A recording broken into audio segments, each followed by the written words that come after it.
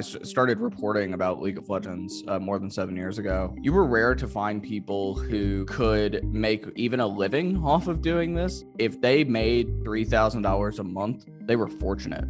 Now you have players who have been signed to contracts that are worth $3 million a year. These contracts have developed a lot since I first started in 2013, 2014. I mean, back then, many of the contracts weren't even written. They were verbal understandings. To the extent that they were written down, they were kind of a one-page, like, we will pay you $2,000 a month in order to play on our League of Legends team.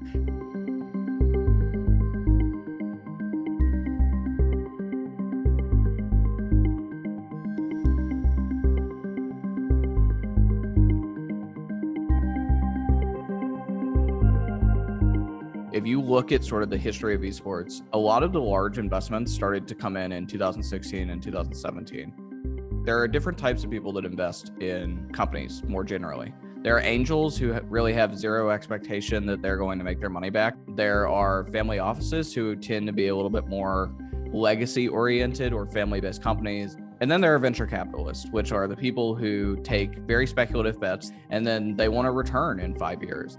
A lot of the people that invested in esports 5 years ago, I would classify in the venture capitalist category.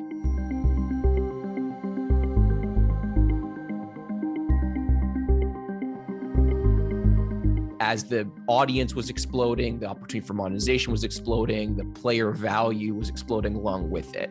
There's also a artificial creation of the market where esports became such a hot investment commodity that many teams were raising at fairly high valuations. They had war chests, and if you're a sports team and you have a war chest, where do you want to deploy that capital? Well, it can go into a bunch of different places, but one of them is certainly going to be trying to field the most competitive team you can.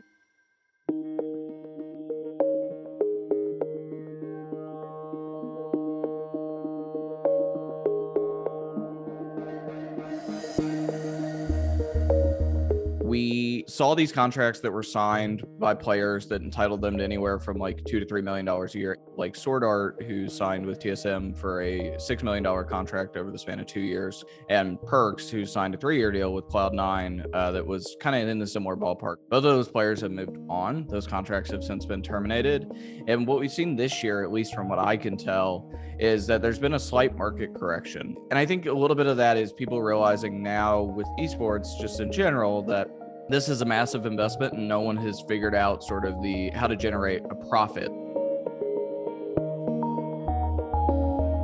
The early 2010s were really the dawning of the modern era of esports. It's when Twitch became really popular and all of a sudden this content was distributed globally in a really broader scale than had previously been in existence. So that dawning of the modern era came at a time when we were just starting to figure out the digital influencer economy more broadly, and all of these different factors kind of came together and created this nascent ecosystem that had extremely clear potential, but hadn't really figured out what it was yet, hadn't figured out the structure, how to monetize.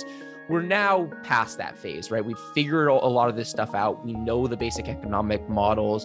Teams and other parties in the ecosystem are starting to find success. Certain the player contract salaries have grown tremendously as a result of all of this. And so where I think we're going is getting to the next level of it, right? So esports fans are still under monetized relative to their traditional sports peers to the tune of roughly $3 to $5 per fan. And there's a bunch of reasons for that. One of them is that it's a harder fan base to monetize. It tends to be more global. And another reason is just that we're not as good at it. There are entrenched systems of monetization within the stick and ball sports world that we haven't quite figured out yet, that we're starting to, and that will change. And then there's also just the broader reality of this whole thing, which is that whenever I talk about esports and where we're at now, I always say we're in roughly the top half of the second inning of this thing. So everyone 40 years old or younger grew up in a world where video games were ubiquitous. That means that well over half the world population did not. And so when it comes to the addressable market of the esports industry,